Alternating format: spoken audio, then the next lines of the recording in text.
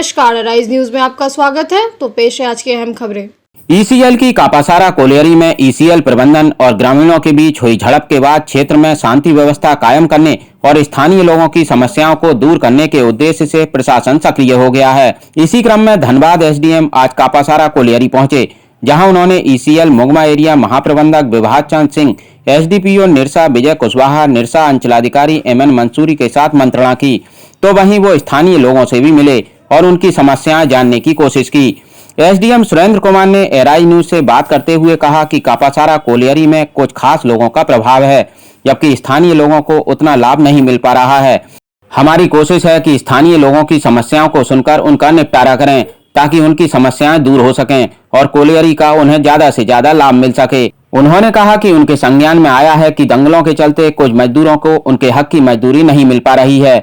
उनकी इस सिलसिले में जीएम विभाग चंद सिंह से भी बात हुई है। काफिलों के माध्यम से हम लोग को जानकारी मिली थी कि यहाँ पे एक गोली की फायरिंग हो गई थी।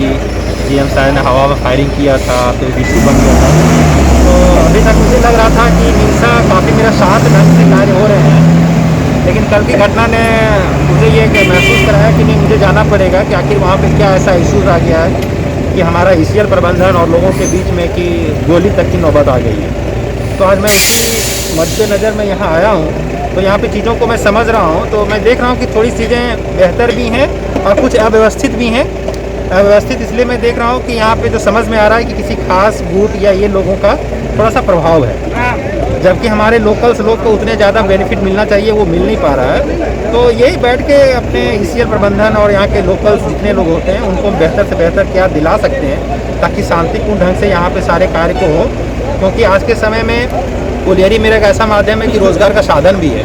तो अगर हम लोग सब लोग कराते हैं तो लोगों को रोज़गार भी मिलेगा और इस तरह की नौबत ना आए, तो उसी के लिए सारे इंस्ट्रक्शंस देने हैं यहाँ पे कि आपको भाई लोकल फ्रेंडली बनना पड़ेगा। आज के समय में प्रशासन को लोगों की बातें सुननी पड़ेगी। जब तक हम लोकल की बात को सुन के वो अपने इश्यूज़ को नहीं करते हैं तो समस्याएं होती हैं। तो इसी मुद्दों के लेकर आज मैं आया। सर, एक मामला है कि मजदूरों के साथ शोषण की जो मामला है कि 370 रुपया मिलता है ईसीएल के द्वारा, लेकिन मजदूर तक 170 रुपया ही पहुंच रहा है। इसमें क्या? हाँ, यही चीज़ अभी हमने जीएम साहब से पूछना चाहा, तो जीएम ने भी मुझे ये नहीं बताया कि मैं 370 रुपया देता हूँ। इन्होंने कहा कि सर मुझे जो ऑप्शंस में जो लोग देते हैं, अब लेबर ने कुछ ने बताया कि सर 180 रुपये की जगह पे हम लोगों को 160 मिलता है।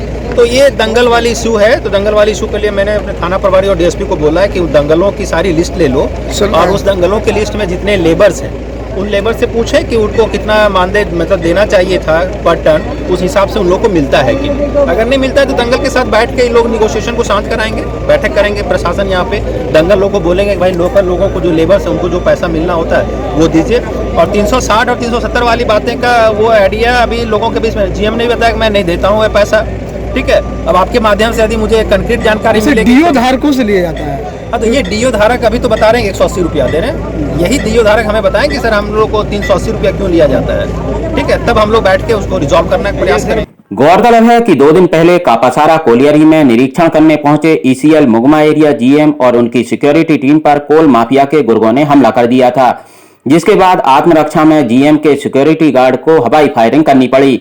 एराई न्यूज ने अपनी रिपोर्ट में बताया था कि क्षेत्र में कोल माफिया किस तरह सक्रिय है, लेकिन मौजूदा जीएम विभाग चंद सिंह की कार्यकुशलता और निरसा एसडीपीओ विजय कुशवाहा की लगातार छापेमारी से कोल माफिया के पांव खड़ने लगे हैं और ईसीएल सिक्योरिटी टीम पर ताजा हमला उनकी इसी बौखलाहट का नतीजा था। एराई न्यूज के लिए निरसा से पवन मोदी की रिपोर्ट।